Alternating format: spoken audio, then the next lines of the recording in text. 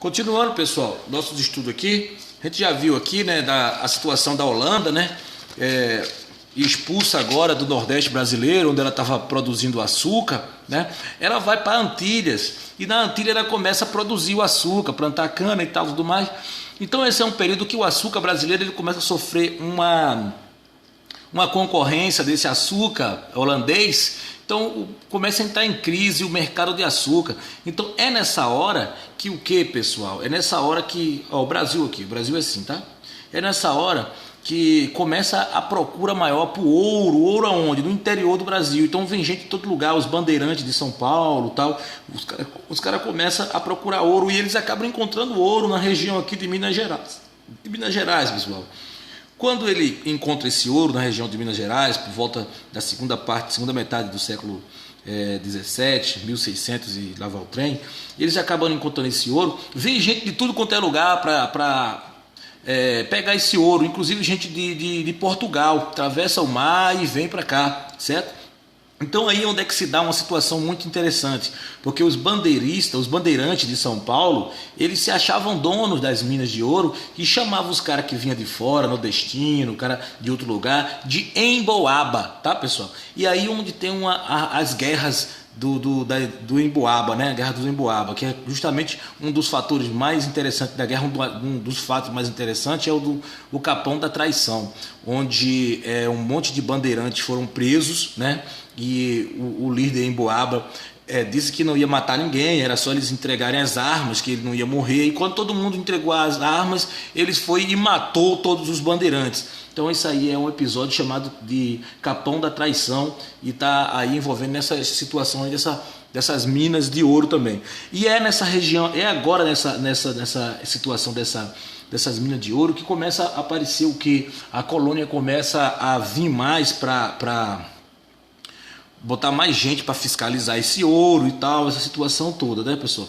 Eu queria falar para vocês que aí começa uma série de coisas aí, a revolta de Vila Rica, a revolta de Ouro Preto, a Inconfidência Mineira, ela acontece toda nessa região aqui, devido a Tiradentes, é tudo envolvido com essa situação desse ouro aqui. Eu queria contar para vocês uma situação para amarrar a história, uma da história universal com a história do Brasil. Por volta de 1776 acontece o que? A independência dos Estados Unidos da América, né? Os Estados Unidos aqui em cima, aqui o Brasil, os Estados Unidos lá para cima, né? Então os Estados Unidos, ele era uma colônia inglesa, certo, pessoal? Então o que acontece? Alguns ingleses, fugindo da perseguição religiosa, fogem da Inglaterra e vai lá para os Estados Unidos, para aquela litoral dos Estados Unidos. E lá, pessoal, eles começam a produzir, a morar, fazer suas casas e tal, tudo mais. Mas aí os ingleses cobrando muitos impostos a eles, aí vem a guerra de independência dos Estados Unidos e os Estados Unidos conseguem se tornar independente da Inglaterra.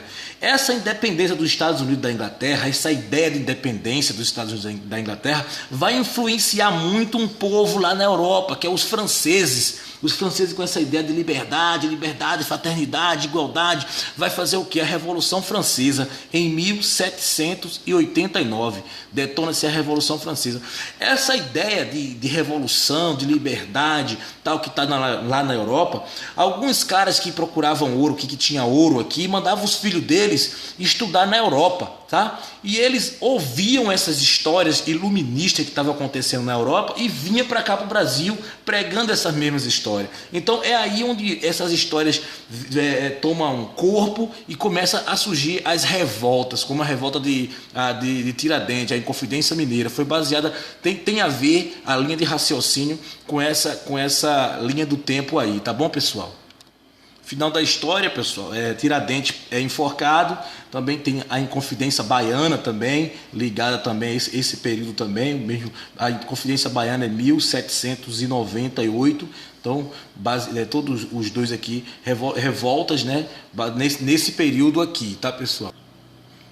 Pessoal, eu queria levar vocês agora para um período muito interessante, que é 1864. 1864, quem está no governo já é Dom Pedro II, certo? O que acontece nesse período? Acontece a Guerra do Paraguai, onde Argentina, Uruguai e Brasil, Argentina, Uruguai e Brasil se unem para dar um cacete nos paraguaios que estão aqui, né? Os paraguaios, ele tinha um presidente chamado Solano Lopes e ele queria uma saída para o mar. Então, assim que ele invade terras brasileiras para sair para o mar, acontece a Guerra do Paraguai. É o momento que o exército